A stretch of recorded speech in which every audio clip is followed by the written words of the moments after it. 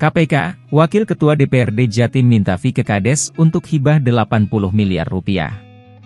Wakil Ketua DPRD Jawa Timur Sahat Tua Simanjuntak dan 3 orang lainnya resmi ditetapkan Komisi Pemberantasan Korupsi, KPK, sebagai tersangka kasus dugaan penerimaan suap dana hibah APBD Jatim tahun anggaran 2020 dan tahun anggaran 2021.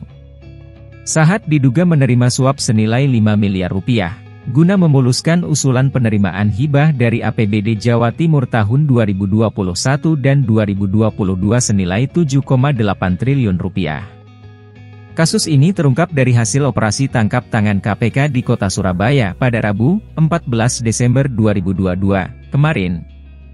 3 tersangka lainnya adalah Rusdi, RS, merupakan staf ahli Sahat Tua, Abdul Hamid, Kepala Desa Jelgung, Kecamatan Robatal, Kabupaten Sampang, sekaligus Koordinator Kelompok Masyarakat, Pokmas, dan Ilham Wahyudi, YW, alias Eeng, Koordinator Lapangan Pokmas. Wakil Ketua KPK, Johanis Tanak mengungkapkan, kasus ini berawal saat pemerintah Jawa Timur memutuskan merealisasikan dana belanja hibah dengan jumlah seluruhnya sekitar 7,8 triliun rupiah dari anggaran 2020 dan anggaran 2021 dalam APBD. Hibah dengan nilai yang fantastis itu ditujukan kepada badan, lembaga, dan organisasi masyarakat yang ada di pemerintah Provinsi Jawa Timur. Distribusi penyalurannya antara lain melalui kelompok masyarakat untuk proyek infrastruktur hingga sampai tingkat pedesaan, kata Johanis saat menggelar konferensi pers di Gedung Merah Putih KPK, Kuningan, Jakarta Selatan pada Jumat, 16 Desember 2022, dini hari. Johanis bilang, pengusulan dana hibah itu atas aspirasi dan usulan anggota DPRD Jawa Timur, termasuk Sahat yang merupakan Wakil Ketua Dewan. Sebagai Wakil Ketua DPRD, Sahat menawarkan diri untuk membantu memperlancar pengusulan pemberian dana hibah, namun dengan catatan adanya uang pemulus atau uang muka. Abdul Hamid yang merupakan Kepala Desa Jelgung, sekaligus Koordinator Pokmas berminat dengan tawaran Sahat itu. Diduga ada kesepakatan antara tersangka STPS, Sahat, dengan tersangka A setelah adanya pembayaran komitmen fee ijon, ungkap Johanis.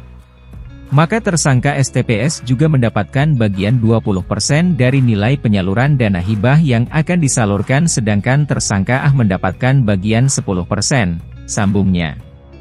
Temuan KPK, berkat bantuan dari Sahat, Pokmas yang dikoordinir Abdul menerima 2 kali bantuan hibah, dengan masing-masing nilai 40 miliar rupiah pada 2021 dan 2022. Berhasil mendapatkan bantuan hibah 2 kali dengan total 80 miliar rupiah, Abdul menginginkan pada 2023 dan 2024 kelompok masyarakat yang dikelolanya kembali mendapat kucuran dana hibah. Dia lantas kembali menghubungi Sahat, hingga terjadi kesepakatan harus menyerahkan uang muka senilai 2 miliar rupiah. Pada Rabu 14 Desember, Abdul menarik uang tunai senilai 1 miliar rupiah di salah satu bank di Sampang. Uang itu kemudian diserahkan ke Ilham Wahyudi, YW, alias Eeng yang merupakan rekannya sesama Koordinator Pokmas. Eeng membawa uang itu ke Surabaya, lalu diserahkan ke Rusdi yang merupakan staf ahli Sahat sebagai anggota Dewan. Setelah uang diterima, tersangka STPS memerintahkan tersangka RS, Rusdi, segera menukarkan uang 1 miliar rupiah tersebut di salah satu money changer dalam bentuk pecahan mata uang dolar Singapura dan dolar Amerika Serikat, kata Johanis. Dalam bentuk mata uang asing, dana senilai 1 miliar rupiah itu diserahkan Rusdi kepada Sahat di ruangannya, yang berada di kantor DPRD Jawa Timur. Sementara sisa 1 miliar rupiah yang belum diserahkan Abdul, rencanakan diberikan pada Jumat 16 Desember.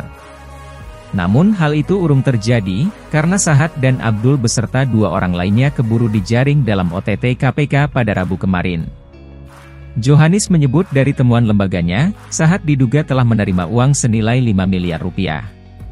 Diduga dari pengurusan alokasi dana hibah untuk Pokmas, tersangka STPS, Sahat, telah menerima uang sekitar 5 miliar rupiah, ujarnya. KPK kekinian masih melakukan penyidikan atas kasus tersebut, termasuk mendalami jumlah uang pasti yang diduga diambil Sahat.